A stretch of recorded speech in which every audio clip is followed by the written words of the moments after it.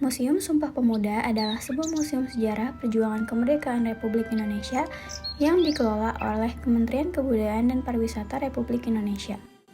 Museum ini dibuka untuk umum setiap hari Selasa sampai dengan Jumat dari pukul 8 hingga 4 sore, setiap Sabtu dan Minggu pada pukul 8 hingga 2 siang, dan setiap hari Senin dan Hari Besar Nasional, museum ini ditutup untuk umum. Museum ini memiliki koleksi foto dan benda-benda yang berhubungan dengan sejarah Sumpah Pemuda 1928, serta kegiatan-kegiatan dalam pergerakan nasional kepemudaan Indonesia. Museum Sumpah Pemuda pada awalnya adalah rumah tinggal milik Si Kongyang. Gedung didirikan pada permulaan abad ke-20. Sejak 1908, Gedung Keramat disewa pelajar Stovia dan Rijkschool sebagai tempat tinggal dan belajar. Saat itu dikenal dengan nama Commerciële-Huis. Sejak tahun 1927, Gedung Keramat 106 digunakan oleh berbagai organisasi pergerakan pemuda untuk melakukan kegiatan pergerakan.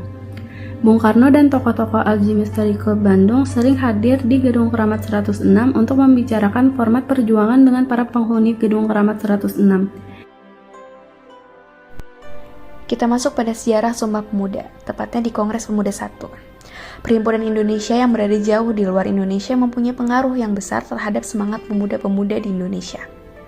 Para pemuda ini akhirnya meyakini akan pentingnya kebebasan, yakni merdeka dari penjajahan. Jadi para pemuda Indonesia tergugah semangatnya untuk memperjuangkan kemerdekaan Indonesia. Untuk merealisasikan hal tersebut, diadakanlah Kongres Pemuda. Kongres ini berlangsung dalam 2 tahap, yakni Kongres Pemuda I dan Kongres Pemuda II. Para panitia yang sudah terbentuk bekerja secara sukarela. Mereka bekerja keras untuk mencapai tujuan yang mulia. Tujuan Kongres adalah untuk menggugah semangat kerja sama antara organisasi pemuda di tanah untuk meletakkan dasar persatuan Indonesia. Organisasi-organisasi pemuda yang ada masih bersifat kedaerahan. Misalnya saja Jong Java yang ingin mempersatukan pemuda-pemuda Jawa dalam persatuan Jawa Raya. Selain Jong Java pula organisasi-organisasi lain yang berkembang seperti Jong Sumatera, Jong Batak, Jong Minahasa, Jong Ambon, Jong Celebes, dan lain sebagainya. Pada kongres inilah dari semua perkumpulan pemuda di berbagai daerah mempunyai tujuan yang sama, yakni semangat persatuan. Dalam mencapai tujuan semangat persatuan, dibentuklah panitia kongres pada tanggal 15 November 1925. Kongres ini dihadiri oleh wakil-wakil dari organisasi kepemudaan yang ada. Organisasi-organisasi tersebut meliputi Jong Java, Jong Sumatera, Sekar Rukun, Jong Batak, Jong Minahasa, Jong Islait Tien Bon, Jong Ambon, dan lain-lain. Akan tetapi, karena terbatasnya undangan Kongres 1 ini, hanya dihadiri oleh 100 orang.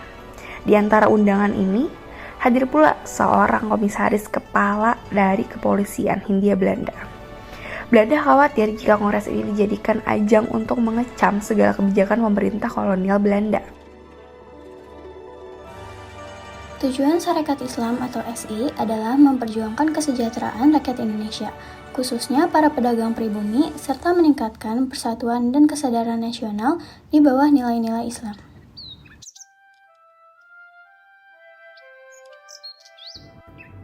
Sumpah Pemuda merupakan ikrar bersejarah pemuda-pemudi Indonesia yang mengikrarkan satu tanah air, satu bangsa, dan satu bahasa. Peristiwa ini lahir dari Kongres Pemuda II yang digagas oleh Penghimpun Pelajar Indonesia atau PPPI dan dilaksanakan pada 27 sampai 28 Oktober 1928 di 3 gedung berbeda di Jakarta. Kongres ini dipimpin oleh Sugondo Jojo Puspito sebagai ketua dan Muhammad Yamin sebagai sekretaris.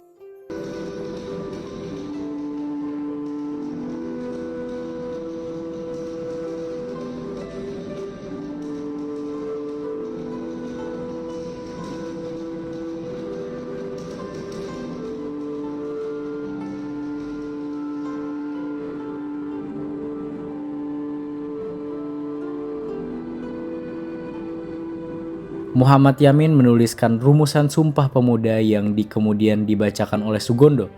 Isinya menegaskan 3 pengakuan esensial. Bertumpah darah yang satu tanah Indonesia, berbangsa yang satu bangsa Indonesia, dan menjunjung bahasa persatuan bahasa Indonesia. Selain melahirkan ikrar tersebut, momen bersejarah ini juga menjadi tempat di mana lagu kebangsaan Indonesia Raya yang diciptakan oleh W.R. Supratman diperdengarkan untuk pertama kalinya, sebelum akhirnya dipublikasikan secara luas oleh Surat Kabar Sinpo. Penataan lokasi di Museum Sumpah Pemuda disusun secara kronologis agar pengunjung dapat mengikuti perjalanan sejarah Sumpah Pemuda secara runtut. Ruang pertama adalah ruang pengenalan yang menampilkan peta organisasi pemuda, peta lokasi Kongres Pemuda II, panitia kongres, patung tokoh pemuda, serta maket gedung Sumpah Pemuda. Berikutnya, ruang kedua yaitu Ruang Kongres Sumpah Pemuda Indonesia Pertama. Berisikan foto-foto kongres, dokumentasi kegiatan, cuplikan pidato, dan juga bendera pandu merah putih tahun 1928.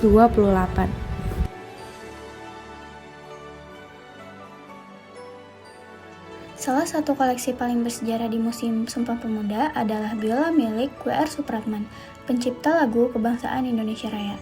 Biola ini menjadi simbol perjuangan pemuda Indonesia karena digunakan W.R. Supratman saat mendengarkan lagu Indonesia Raya untuk pertama kalinya pada peristiwa Kongres Pemuda II tanggal 28 Oktober 1928. Melalui Museum Sumpah Pemuda, kita dapat mengenang perjuangan para pemuda Indonesia dalam mewujudkan persatuan bangsa.